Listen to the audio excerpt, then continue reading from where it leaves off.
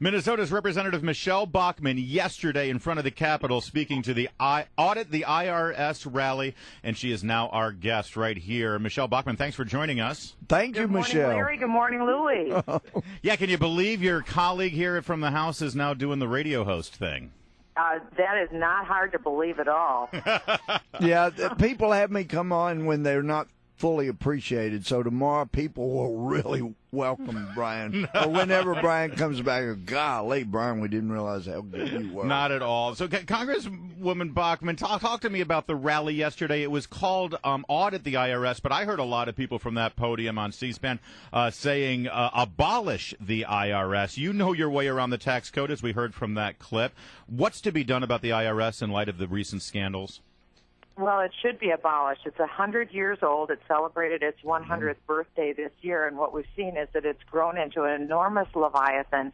It has control over virtually every aspect of our life, and of course now with Obamacare, it will morph into an even greater expansion, which will be not just a once-a-year nuisance, but it will be every month because we have to be in compliance with all the rules and regulations of Obamacare, and of course the IRS is that enforcement arm. So we will, if people were worried about a national database before, you haven't seen anything until you see the new national database that the IRS will have to have access to. It will contain all of our most intimate, personal, sensitive healthcare data together with our employment data. It will be like nothing we've ever seen before. That's why I think the best thing we could do is destroy this agency known as the IRS, and instead have our tax revenue come through something like a national sales tax or flat tax.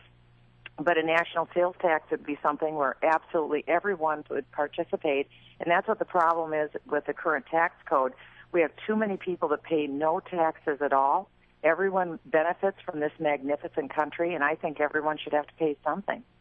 Well, Michele, you know, I think it's around 25% of Americans get college degrees, and then after a college degree, of course, a law degree, it'd be a tiny percentage. Some people would say too many, but still, then for you to actually have gone beyond that, I mean, it's actually comparatively beyond a PhD in tax law at one of the premier tax schools in the country in New York. That really is amazing. Do you think it would render your degree worthless and hurt your feelings if we completely did away with the IRS? Thank you for thinking about my employment prospects, but I am more worried about making sure we have a prosperous country. If it puts a couple tax lawyers out of business, well, so what? There'll always have to be compliance issues that are out there with something, so I think these people will get a job somewhere. Congresswoman, is there a political will right now up on Capitol? I mean, it seems like this is the perfect time to move toward a flat tax or a fair tax and abolish the code as it is, because we see how the code can be used as a political weapon against the president's enemies. Isn't this the time? And is there the political will? Who's going to take up this cause?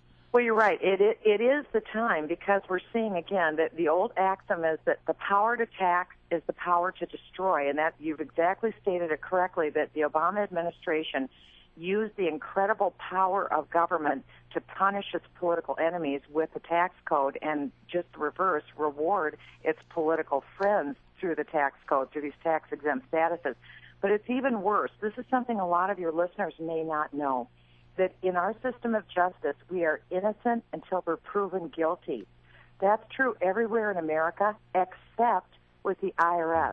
When the IRS makes a determination about our tax obligation, we, the American people, the taxpayer, we are guilty until we prove ourselves innocent. I want to repeat that. We are guilty until we prove ourselves innocent. That's a profound level of power that the IRS has as a government agency. They also have the power over civil compliance and criminal, meaning we could go to jail if we're not in compliance with tax laws.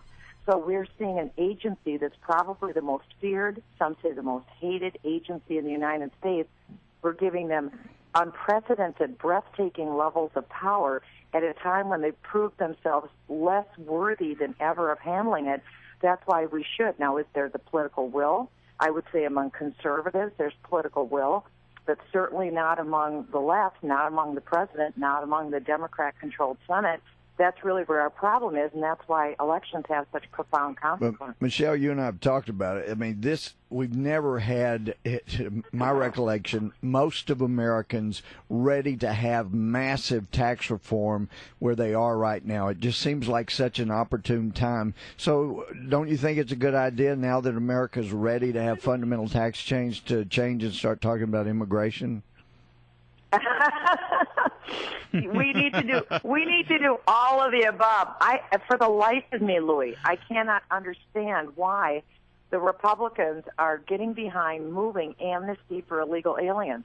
Here we have terrible prospects with job opportunities for Americans. This will do nothing but kill the middle class job prospects in our country. And it's also the worst possible time because baby boomers are now moving into the ranks of accessing their Social Security benefits and Medicare. Right. We are in actual bankruptcy as a country, and at the same time we want to bring in 33 million more people, and we're going to spend $2.7 trillion giving them retirement benefits. Okay, well, Representative Michele Bachmann, you've already announced you're not running for re-election in 2014, so you are unconstrained by political, not that you ever have been really constrained. by Louis knows that. She cares more about the country than she does herself. But there is this open question now. Your Speaker of the House, John Boehner, he has said that he will not bring a bill to the floor without Republican support, but he's left open the opportunity to possibly bring a conference bill or a conference report to the floor without Republican support. We only have 20 seconds, but can you definitively send a message to the Speaker on this issue right now? Well, we're going to oppose with every fiber of energy within us any effort to bring amnesty in this country. We're going to oppose it, and we're going to do everything that we can to unite people. We had a huge rally on the Capitol lawn yesterday on amnesty. Thousands of people were there against it. This isn't what the American people want. You bet we will. There'll be a very strong voice, very strong presence, and if they decide to pass amnesty, there will be an effort for primaries for many of the members who vote for amnesty. Representative Michele Bachmann, thank you so much for joining us this morning. Always great to have you. Great to talk to you, Michele. See you later, Louis.